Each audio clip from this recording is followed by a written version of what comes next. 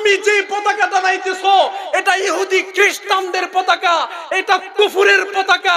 আমি যে পতাকার কথা বলছি এটা সাহাবায়ে কেরাম টানাইছিলেন, সাহাবায়ে কেরাম জান দিয়ে সেই পতাকাকে উড়াইছেন। তুমিও আজকে জান দিয়ে সেই পতাকাকে উড়াও।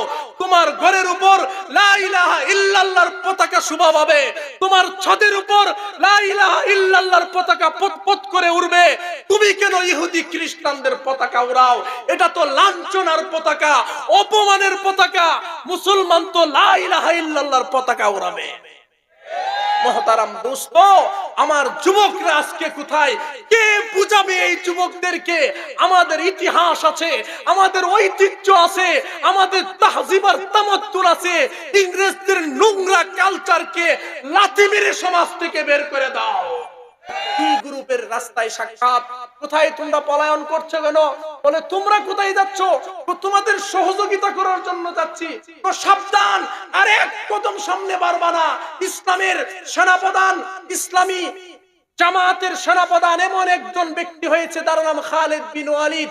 সে তরবারি হাতে নিয়ে নতুন পদ্ধতিতে এমন ভাবে যুদ্ধ শুরু করেছে, সে যখন আমাদের সামনে একটা তরবারি উঠায় আমরা তাকায়া দেখি হাজার হাজার তরবারি আমাদের উপর পড়তে থাকে। মাদ্রাসা কর্তৃক আয়োজিত বার্ষিক ইসলামী সম্মেলনের মধ্যমণি আমাদের শায়েখ ও মুর্শিদ, শাইখুল মাশায়েখ, উস্তাজুল উলামা, সুলতানুল উলামা,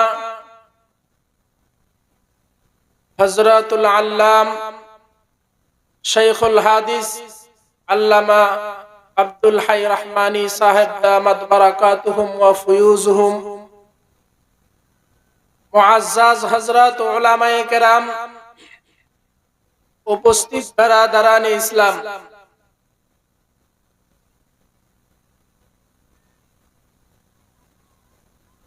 আল্লাহ পাক রব্বুল আলামিন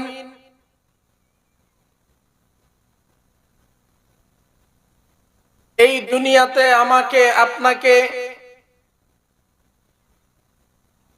বিশেষ একটি উদ্দেশ্য মাকসাদ নিয়ে প্রেরণ করেছেন।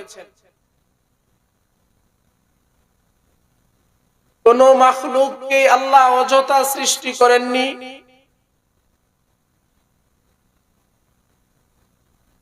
মানুষ তো আশরাফুল মাখলুকাত,